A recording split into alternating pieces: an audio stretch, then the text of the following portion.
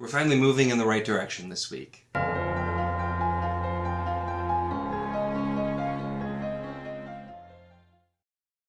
Hello and welcome to my channel. In this video I'm going to be doing my weekly update to talk about all the things that I read in the third week of April. And yeah, gosh, we really only have one full week left and I still have a lot of things to do.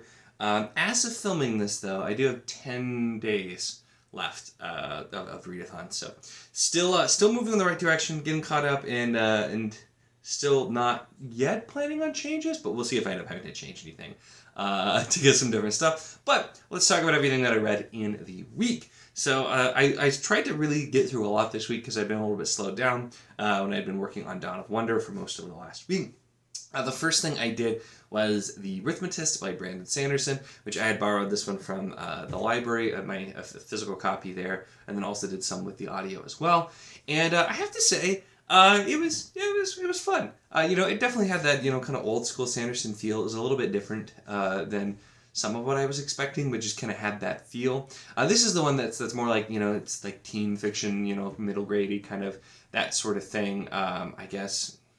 It's probably between middle grade and YA or something. I don't know. Whatever you want to call it. I knew it was a little bit younger, but it's so much of his early stuff, especially really like towed the line between those areas, and so I feel like it fit right in. But it was a little bit more mystery focused. Was one of the main things going on is there was a mystery that characters were trying to solve. But otherwise, did a lot of really good stuff. Did some things that weren't as expected. Had some like little twists, and also had as of course it's Sanderson, so a really interesting magic system that was developed pretty well.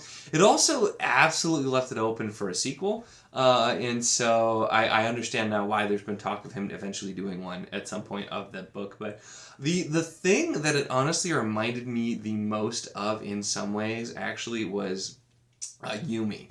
So I think if you liked Yumi, I know a lot of people really liked it. It's very different because it's not Cosmere, but just kind of some of the elements of them trying to figure out some stuff that's going on. Some of the elements with the way the magic worked there and the way the magic works here reminded me a little bit of it, and so I thought that was interesting. But I had a good time, and it was definitely a quick read to get through. And then I made a joke that apparently this is the month of like YA younger reading stuff. That was not my intent, but apparently how did it out, and that definitely continues a little bit this week with some other stuff mixed in.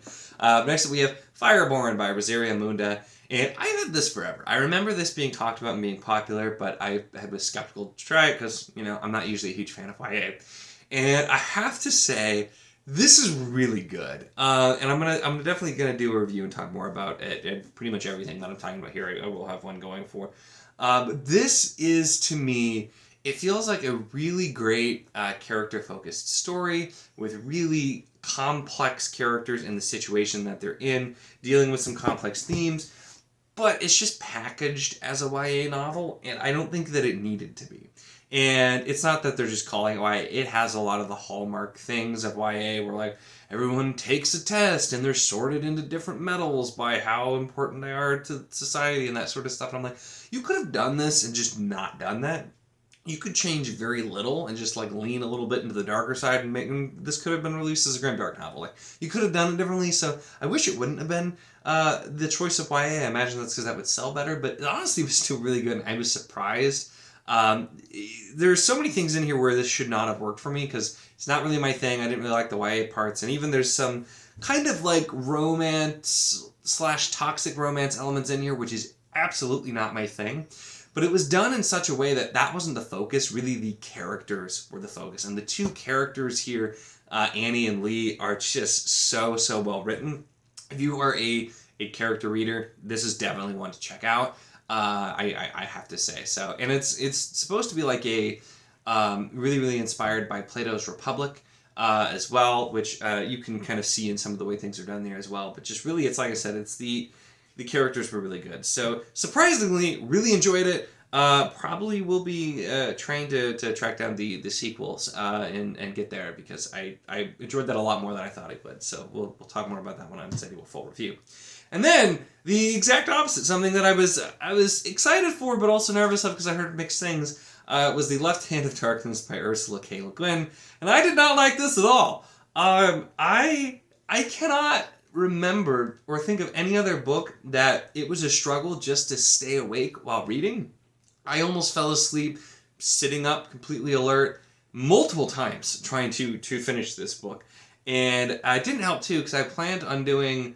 My library also had the ebook and the audio, and I did not like the audio at all. I didn't like the narrator, and the way this is written, it just made audio really difficult for this particular book because there's a lot of words that aren't real words and are just for the book itself. And so I ended up just doing physical and ebook for pretty much the whole thing. And I just had to like force myself to stay awake reading it because I something about this I was so bored.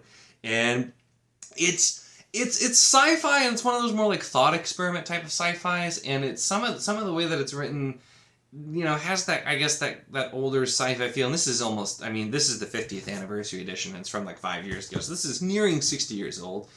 And it feels it. It does feel very dated, even though some of the ideas I think are still, valid and relevant. This one deals a lot with gender and biological sex and how civilizations can be different, if that's different, because it's somebody who's, a pretty well, normal human on our side on a different planet that's like an ice planet, and things work really, really differently there. And so it's kind of like we're exploring that. So like the ideas I feel like are kind of interesting, but just the execution here, I struggled with this one. I don't think I will read any more of Ursula K. Le Guin's sci-fi, because if it's like this, and I just don't think it's going to be for me, because I really struggled with this one.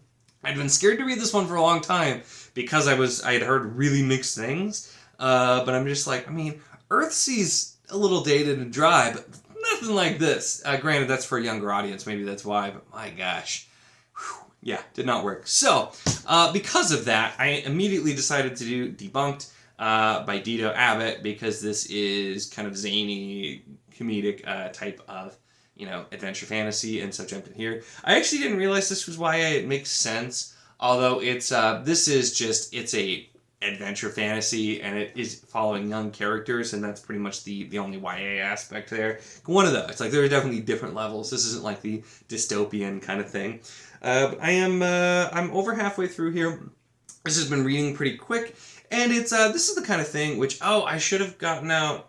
I still have it. Okay, I had to take it out, but I still kept it was sent like this with a wax seal and these like fake stamps from the world, and this whole big actual map, which is still super cool. So, sucker of maps. It's a map of the land that we're in. And this one's not quite what I expected. Like, I knew some about it, but I think some of it's just that it took so long for me to get to this that I didn't remember everything. But, so I knew it was going to be, we're going into kind of like another world and going around. And the debunking is just like basically like finding out what's going on instead of just trying to like not learn new things, I guess, is sort of how it's explained. But this has been fun. So we have our two main characters, Alex and Ozzy, and they are the grandchildren of a really like kind of infamous explorer who's looked at as not being the most competent, but then they find out that he's actually one of like the great explorers and scholars in this other world, basically. So that's kind of where we are. It's sort of like a random mix of sci-fi fantasy kind of elements here, for sure, but it's just kind of fun and zany, and it's been a nice change, is something to go through. It's not quite what I expected, but it's something that I've been having a pretty solid time through, so we'll continue going through with that one. And then finally, we've got what I've been listening to on audio, Child of Flame by Kate Elliott, moving along with this buddy read. This is book 4 in Crown of Stars, which, man, this one is beefy. I forgot how beefy the 3, 4, and 5 are all pretty darn long books, but I've just been doing audio for this, and I'm probably about at least halfway, I think, or so. Maybe a little more. I don't know, right around there or so. But yeah, I love this book. This one was, my first read through was my favorite, and I've enjoyed the whole series so much, and so it's been harder to pick a favorite the second time through, because I know what's to come, and I'm seeing all these little things, including some things that were just so obviously there in retrospect that I didn't catch. So having a really great time with that one. It's also just long, but that's where I've been doing other books that I'm focusing on this for audio, and then I've been doing other books my physical reads, or physical or ebook or whatever I have with it as well. So I'm going through there, but hoping to finish that up here hopefully pretty soon. I definitely want to finish Debunked this weekend as well, and then be moving on to the other stuff that I got going on. Speaking of which, what is the other stuff that I got going on that's still planned for this month? And this is where it's going to be interesting because I don't know that I'm going to be able to get to all this. I might have to try to swap out some stuff for some shorter stuff. But there's some of this that I will still absolutely be getting to, but we'll just have to see. But after I finish Debunked and Child of Flame, I will have 8 books left for the month that I need to get to, which is a lot. So we will see. I got a couple of shorter ones in there. So I got The Heart of What Was Lost, which is, I mean, it's a novel. It's length, but it's a really short one, which is the kind of the prequel or bridge book between Memory Star and Thorn and Last King of Boston Art. I meant to start that forever, so we had a good one there. Honey and Wildfires, which is like 300-ish pages. Hopefully will also go kind of quick as well. The Master of White Storm, Janie Wirtz, which is a bit longer, and putting a, Janie Wirtz book in here, maybe not the best, but I also have all 3 formats of that one, so hopefully that'll go kind of quick. Some of these other ones they do too. The Bloodstones by Tori Tekken, which I've been excited to get to, and I'll probably end up trying some of the audio because Andrew D. Meredith narrates, and I love Andrew D. Meredith. And then we have The Moonsteel Crown, Stephen Dees, Dragon's Legacy by Deborah Wolf, which this is one that I really wanted to read this, but this is almost 500 pages, so if I make a cut, that's going to be a likely one, and I'll have to try and get to it next month maybe. And The Bone Shard Daughter by Andrea Stewart. So those are the 8 books that as of now are on the docket. But we are honestly gonna have to see because I have been behind and I'm catching up now for sure. But I have a lot of reading still to get to. So that's what we'll be doing. I'm actually filming a little slightly earlier than I normally do for my updates. So hopefully the rest of this weekend I will actually get a lot more done and have more going on with it as well. But we will see. But yeah, that's it for this one. So let me know what you read or how you're doing if you're doing the Battle of the Bands One Hit Wonders readathon as well. How you're doing if you're beating me in total number of books. So I'm at I've done 10. I have 2 ongoing. So between 10 and 12. When this comes out. Hopefully more on the 12 side than the 10, but we'll see. So let me know how you're doing or what you read this week.